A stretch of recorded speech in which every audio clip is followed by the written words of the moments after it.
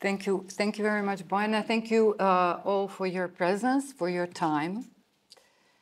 And you will see why am I here speaking about time. So why is art transformative? Situating my presentation within semiotics, and despite its explicit title, my intention is not to discuss art directly or to present the well-known aesthetic taxonomies and canons traditionally associated with it. Instead, I aim to delve into the underlying meaning-making process that artistic experience embodies. How does this process happen? The central question is, what is the differential specifica of the artistic creative when thematizing experience, and why is such experience potentially transformative? How can this artistic experience shift perception, understanding, emotion, or behavior, mostly behavior?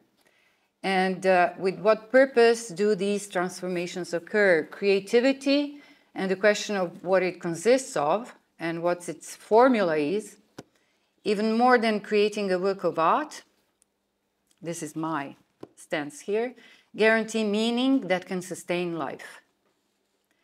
It also defends its lack of capitalized or commodified purpose.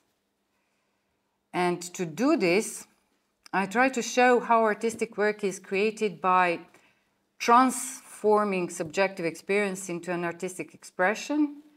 And to circumscribe the subjective experience, I briefly revisit Dewey's Creative Intelligence, Essays in the Pragmatic Attitude, and Agamben's text on infancy and history, which also brings me close to the difference between experience and knowledge in sciences, on one hand, and experience and art, or creativity, on the other.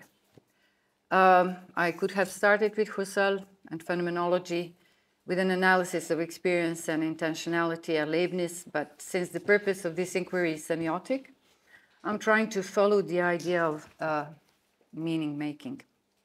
But again, it is transformation, transposition, that is the pivotal point of my understanding of experience. A short notice is needed for this versatile grammatical tool, the prefix trans, a Latin-derived morpheme that plays a significant role in language, primarily functioning to modify the meanings of root words by conveying the notion of across, beyond, through. It acts as a prefix to form new words, expanding the semantic scope of the base terms, indicating movement or change, implying change, but also change in substance or essence when used for mutation. It is the transference of state or condition surpassing limits. And its application enriches the vocabulary by concisely expressing complex concepts related to movement, transformation, and transference. So this transformation of subjective experience creates meaning, and being a transformed experience embodies movement. As a gesture, it positions creativity as an essential element of movement. I will illustrate this with Jean-Luc Godard and Mark Roscoe, demonstrating with each of them the formula they use in creating artistic expression and presenting their recipe for a work of art. Well, many examples, especially in contemporary performing arts and disability studies, encompass this element of meaning-making and life purpose. Still, explaining this development of meaning-making requires slowness, and this presentation is merely an outline of some of its elements. Any thorough exposition of transformative experience in arts necessitates time, patience, moments of procrastination, idleness, to achieve a comprehensive understanding and articulation. Still, what is above all needed is to let the meaning choose the word and not the other way about. George Orwell writes in his essay, Politics and the English Language, underscoring the intention to focus on conveying the intended meaning of words as clearly as possible, rather than choosing them based on their complexity, rhetoric elegance, or other attributes. By allowing meaning to dictate word choice, Orwell aimed to avoid ambiguity and hypocrisy, ensuring the apparent passage of his message. We may also name it authenticity. He was deeply concerned about the role of language in political manipulation. Through his presence in the world, including the wars he participated in and his deliberate choices, he created fiction literature that communicated his perspective, expressing his experiences. Today, defending the unambiguity of words, let the meaning choose the word, seems nearly impossible, as communication is at its peak of superficiality and blind efficiency. So the violence of misunderstanding often overwhelms rationality and affective stability. Lived experience matters, and due to contingent but real injustices determined by political affiliation, class, race, gender, sexual orientation, ability, religion, country or continent of origin, education, socioeconomic status, and much more, this lived experience shapes our place in the world. How can experience be informative? What makes lived experience transformative? Why is artistic experience potentially transformative? I start here with John Dewey, who argues that understanding the processes and conditions of a human experience is crucial for addressing philosophical and practical problems. In The Need for a Recovery of Philosophy, published in Creative Intelligence Essays in the Pragmatic Attitude in 1917, he wrote, "Experience in its vital form is experimental, an effort to change the given. It is characterized by projection, by reaching forward into the unknown. The connection with the future is its salient trait." So the interaction with the environment is central to the formative power of experience. Three keywords are change, projection, future. They designate action, a pragmatic move that involves both doing and underdoing. We act upon our situation and we also receive feedback from it. This reciprocal manner is crucial for learning and development. Individuals learn through doing, leading to increasingly complex and sophisticated forms of understanding and ability. However, for learning and action to occur, it is essential to have openness and a clear path, ensuring that individuals do not undermine or sabotage their potential. Reflection and critical thinking are key components of Dewey's experience concept, of course. For an experience to be formative, it must be accompanied by reflective thought, where individuals critically examine their actions and consequences. Through reflection, we engage in meaning making, interpreting our experiences in ways that are personally and socially significant. This is formative because it helps us develop a coherent sense of purpose in the group and ourselves. So each experience provides an opportunity to learn, adjust, improve, again, which is essential for personal and social progress. Still, Dewey's praise of rationality and the quest for certainty in the sciences highlights a profound trust in human conscious engagement and the systemic pursuit of knowledge. Emphasizing certainty and rationality reflects confidence in human intellectual capabilities and the structured acquisition of knowledge. In contrast, in his essay Infancy and History, The Destruction of Experience, Giorgio Agamben offers a starkly different viewpoint. My choice of Agamben is also situational, as I could equally base a good part of the analysis on Lyotard and his study on infancy, or Kristeva, and formation of subjectivity, the articulation of desire, marking the intersection between the corporal and the symbolic. Experience is actually not just a matter of knowledge. Agamben argues that traditional forms of experience, which were deeply intertwined with storytelling, wisdom, and communal life, have been eroded by the velocity of modernity. So in some of next steps, Virilio will be a reference for velocity.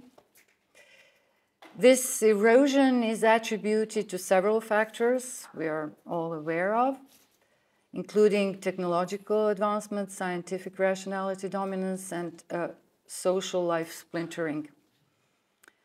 Agamben draws on Montaigne and his essays to illustrate his point, stating the idea that experience is separate from knowledge has become so alien to us that we have forgotten that until the birth of modern science, experience and science each had their own place. Experience is incompatible with certainty. And once an experience has become measurable and certain, it immediately loses its authority. This underscores the fundamental shift in how experience is perceived and valued. Because in earlier times in history, experience was intimately linked with, as we've heard, wisdom, communal narratives, forming a rich grounding of human understanding that was more qualitative than quantitative. And the differentiation of experience in the modern era, particularly in the sciences, rests in the transformed relationship between the subject and the object of knowledge. In pre-modern times, this relationship was characterized by a connection of one to the many, reflecting a holistic and integrated approach to understanding. Nowadays, we tend to be nostalgic for this holistic approach rather than actively practicing it. Modernity, however, introduces a more uneven analytical relationship where knowledge is dissected and capitalized. Agamben uses infancy ontologically as a metaphor for a state of potentiality and openness to experience, rather than in the literal sense of early childhood. Infancy represents a phase where humans have not yet been fully assimilated into the rigid structures of language and society, embodying a pure potency for the experience that is untainted by predefined linguistic and cultural norms. For Agamben, language serves a dual role. It is both a tool for creating meaning from experience and a barrier that separates us from the immediate reality of the world.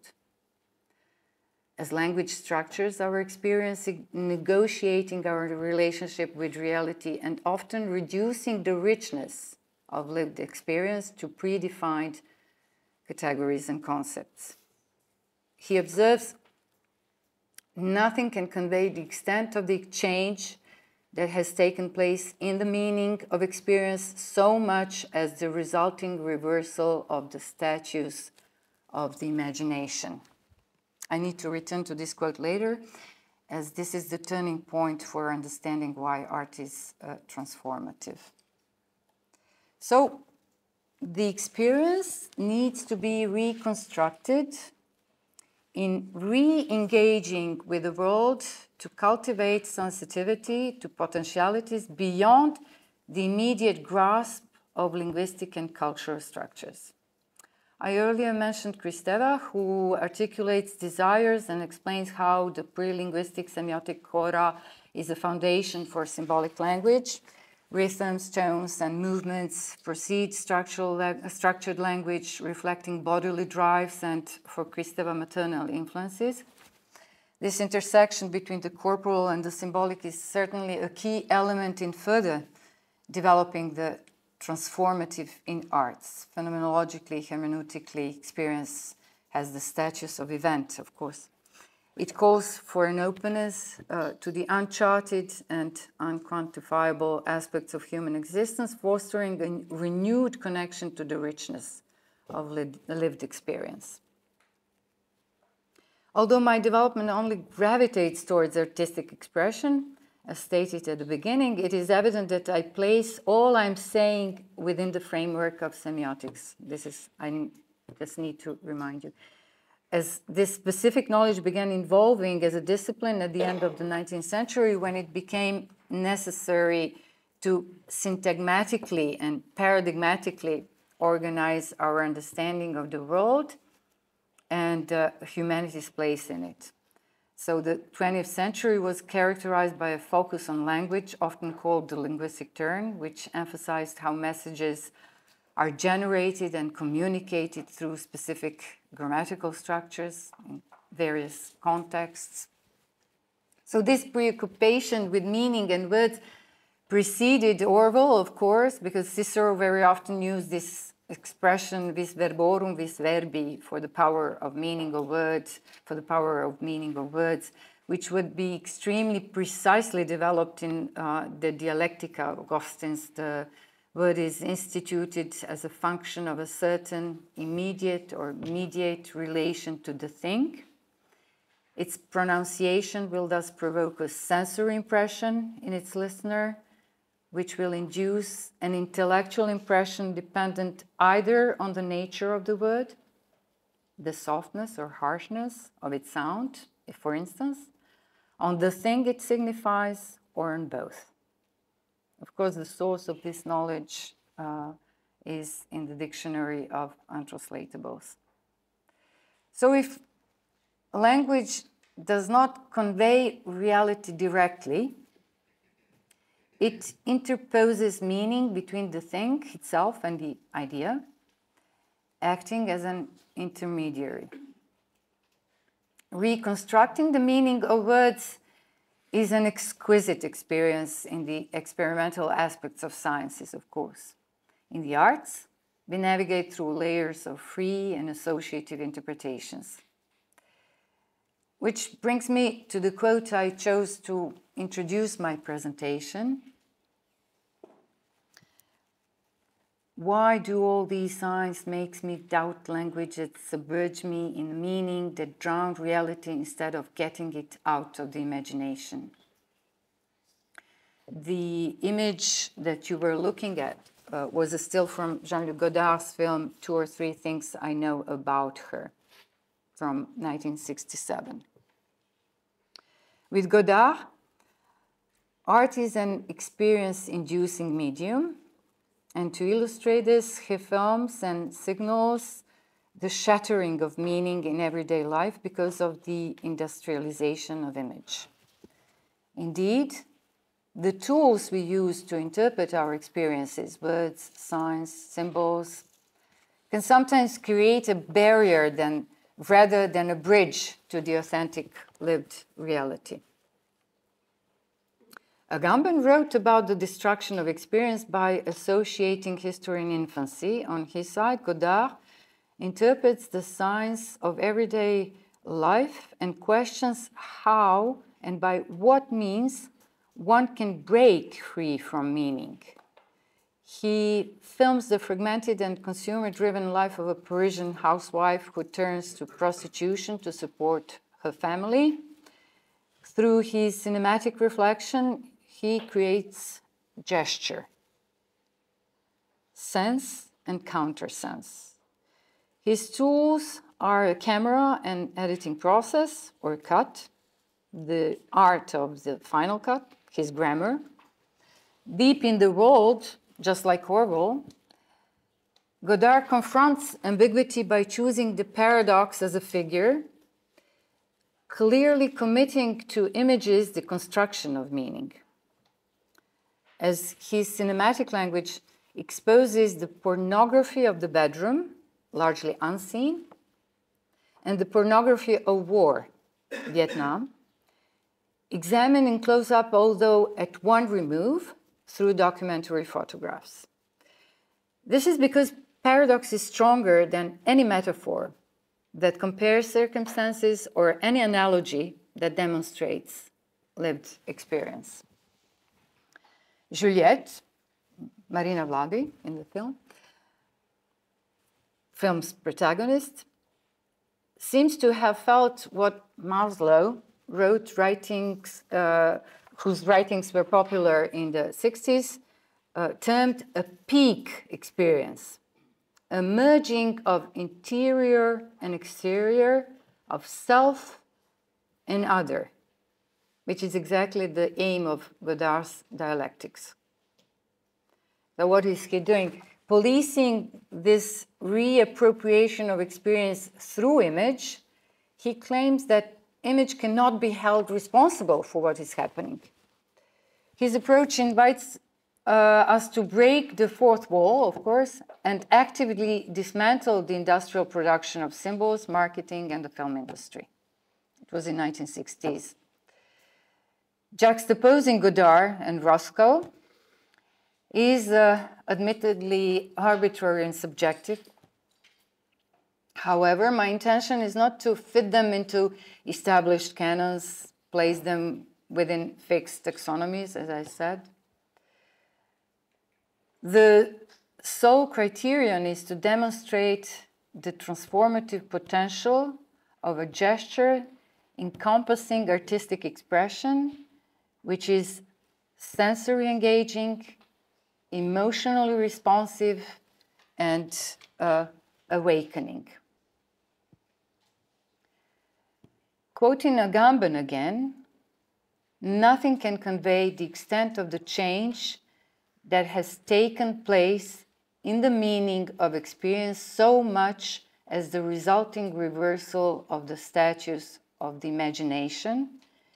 I understand actually this sentence with Roscoe, who paradoxically, with his paintings, sets the imagination in motion. Recently, I visited the Roscoe exhibition in Paris, the first after 60 years, and I had the opportunity to experience that dance. These paintings are dancing. They're compelling us to dance along, as to be moved by an image is to be set in motion by it, which actually requires a free gaze, not constrained by industry or capital. There is more power in telling little than in telling all. Roscoe commented on developing his art formula. This recipe is more of a peak of an iceberg, adequate for a particular period of Roscoe's belonging to his times when it was necessary to recover from nihilism after Auschwitz, Nagasaki, and Hiroshima during the Cold War and decolonial liberation wars and destructions. So the exhibition was the opportunity to see some of his personal object notebooks and parts of the library manuscripts. And this recipe for creating a work of art, as he called it. Talking to students at Pratt Institute in November 1958, he proposed the recipe of a work of art, its ingredients, how to make it, the formula.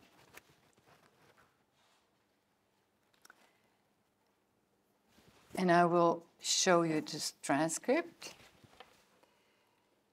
There must be a clear preoccupation with death, intimations of mortality. Tragic art, romantic art, etc., deals with the knowledge of death. Sensuality, our basis of being concrete about the world. It is a lustful relationship to things that exist. Tension, either conflict or curbed desire. irony. I remind you, for Godard, it was paradox. So irony is a modern ingredient. The self-effacement and examination by which a man, for an instant, can go on to something else. Wit and play, for the human element. The ephemeral and chance, for the human element. Hope, 10% to make the tragic concept more endurable, which actually circularly introduces us back to the first point, a clear preoccupation with death. So the coda for today's presentation goes back to the definition of experience I only tentatively described at the beginning, and I go back to Agamben. Traditional experience, in the sense with which Montaigne is concerned, remains faithful to this separation of experience and science, human knowledge and divine knowledge. It is, in fact, the experience of the boundary between these two spheres, and this boundary is death. Rothko's preoccupation with death and his tragic end. Hence, Montaigne can formulate the ultimate goal of experience as a nearing to death, that is, man's advance to maturity through an anticipation of death as the extreme limit of experience. But for Montaigne, this limit remains something that cannot be experienced, which can only be approached. Si nous ne pouvons pas le joindre, nous le pouvons approcher. And my take is not original in any sense. It only refers to the title of this presentation when naming the experience of the boundary. Montaigne, Agamben, Godard, Rothko describe. So experiencing the boundary between human knowledge and divine knowledge, leaving traces of it and testifying about it, setting it in motion, making it dancing, through the means we collect under the name of the arts, it becomes transformative. Thank you.